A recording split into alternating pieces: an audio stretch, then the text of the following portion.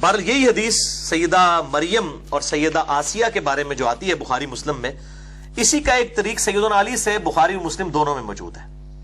اس میں الفاظ ہے کہ نبی صلی اللہ علیہ وسلم نے فرمایا کہ اپنے زمانے میں سب سے بہترین عورت تھی مریم رضی اللہ تعالی عنہا وعلیہ السلام، اور اس زمانے میں سب سے بہترین عورت ہے خدیجہ رضی اللہ تعالی عنہا، جو کہ نبی صلی اللہ علیہ وسلم کی سیدہ عائشہ سے بھی بڑھ کر محبوب ترین بیوی تھی، جو سب سے پہلے اسلام لے کر آئیں، ایون مولا علی سے بھی پہلے، سب سے پہلے یہ مان لائیں، اس کے بعد مولا علی، اس کے بعد زید بن حارثہ، اور پھر ابو بکر الصدیق رضی اللہ عنہم اجمعین وعلیہم السلام۔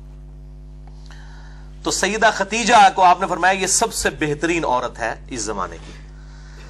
اللہ اکبر۔ بلکہ اسی کانٹیکسٹ میں بخاری اور مسلم میں ایک اور حدیث ہے، مشکات میں آپ کو ازواج مطہرات والے چیپٹر میں یہ حدیث بھی مل جائے گی کہ اما عائشہ رضی اللہ تعالیٰ عنہ خود کہتی ہیں مجھے سب سے زیادہ جس عورت پہ رشک ہے وہ خدیجہ ہے، سیدہ فاطمہ کی ماں اور حضور کی بیوی، محبوب ترین۔ آپ صلی اللہ علیہ وسلم خدیجہ کا اتنا ذکر کرتے کہ مجھے خدیجہ پر رشک ہونے لگتا، حالانکہ میں نے خدیجہ کو دیکھا نہیں تھا۔ آپ صلی اللہ علیہ وسلم خدیجہ کی سہیلیوں کو بھی بکری ذبح کر کے اس کا گوشت تحفۃً بھجوایا کرتے تھے، حتیٰ کہ سیدہ عائشہ کے الفاظ ہیں بخاری و مسلم میں کہ کبھی کبھار مجھے اتنا رشک آتا کہ میں نبی صلی اللہ علیہ وسلم سے ناراض ہوتی اس بات پہ، اور میں کہتی خدیجہ کے علاوہ کوئی عورت ہی نہیں ہے دنیا کے اندر۔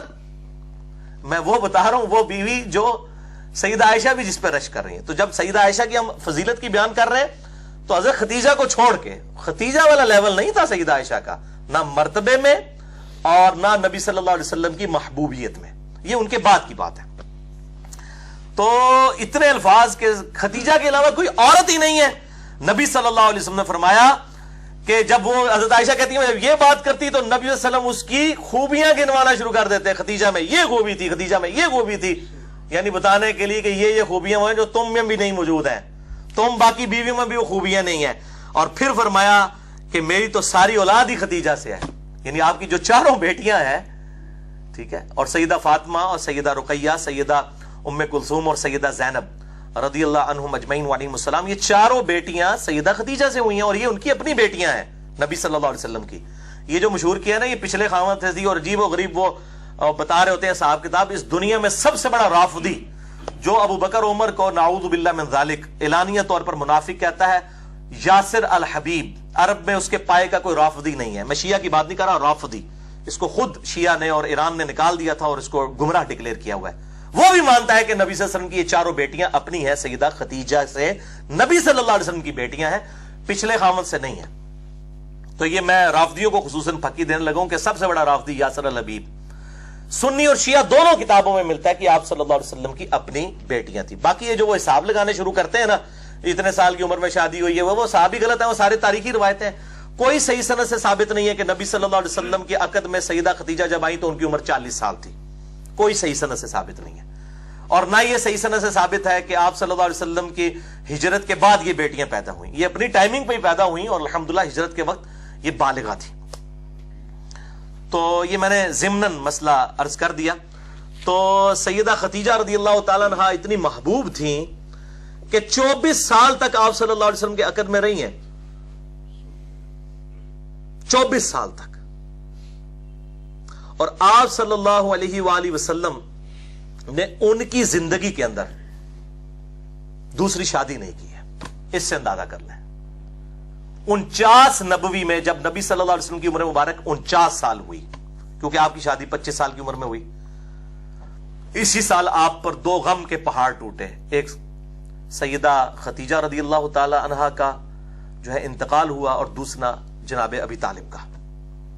اس کو عام الحزن کہا جاتا ہے، غم والا سال آپ صلی اللہ علیہ وسلم کے لیے غم والا سال تھا کہ 2 ایسی ہستیاں جو آپ صلی اللہ علیہ وسلم کی ڈھارس بندھانے والی تھیں، سیدہ خدیجہ اور جناب ابی طالب، وہ آپ صلی اللہ علیہ وآلہ وسلم سے رخصت ہوئے۔ تو آپ صلی اللہ علیہ وسلم نے سیدہ خدیجہ کی زندگی میں دوسری شادی کبھی نہیں کی ہے۔ یہ آپ صلی اللہ علیہ وسلم کی ایک خاص ایفیلیشن تھی اپنی اس بیوی کے ساتھ، ورنہ اس زمانے میں کتنی آفرز تھیں، لیکن آپ صلی اللہ علیہ وسلم اس معاملے میں یعنی اتنی زیادہ محبت فرماتے تھے کہ کسی اور عورت کے ساتھ سیدہ خدیجہ کو آپ نے شیئر نہیں کیا. یہ سیدہ خدیجہ کی بہت بڑی فضیلت ہے رضی اللہ تعالی عنہا علیہ السلام.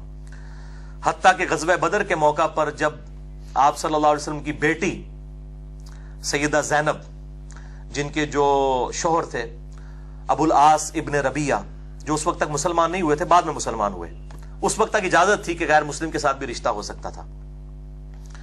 تو یہ خاوند تھے، سیدہ زینب کے خاوند جو ہے وہ قید ہو کر غزوہ بدر میں کافروں کی طرف سے لڑتے ہوئے قیدی بنا کر لائے گئے. اب فدیے سے چھڑانے کے لیے ظاہر کچھ رقم ادا کر رہی تھی تو سب لوگ رقم دے رہے تھے. تو اب سیدہ زینب کے وہ چونکہ ہسبینڈ تھے تو انہوں نے اپنے خاوند کا فدیہ دینے کے لیے اپنا وہ ہار دیا جو سیدہ خدیجہ نے اپنی بیٹی کو پہنایا تھا، سیدہ زینب کو. وہ ہار جب نبی صلی اللہ علیہ وسلم کے سامنے آیا تو آپ صلی اللہ علیہ وسلم کی آنکھوں میں آنسو آ گئے. آپ کو حضرت خدیجہ یاد آئی.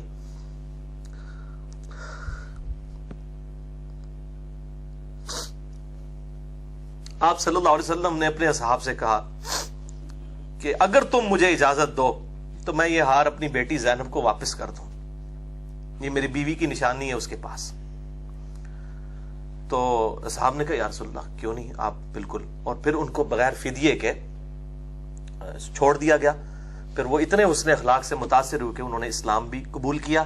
اور انہی کی بیٹی ہے امامہ رضی اللہ تعالی عنہا. بڑی مشہور ہے نبی صلی اللہ علیہ وسلم کی یہ نواسی، جن کے بارے میں بخاری مسلم میں آتا ہے کہ آپ صلی اللہ علیہ وسلم ان کو گود میں اٹھا کے نماز بھی پڑھا کرتے تھے. سیدہ امامہ، یہ لفظ ویسے لوگ اردو میں امامہ بول رہے ہوتے ہیں، یہ لفظ ہے امامہ، الف کے اوپر پیش ہے امامہ، امامہ بنت زینب.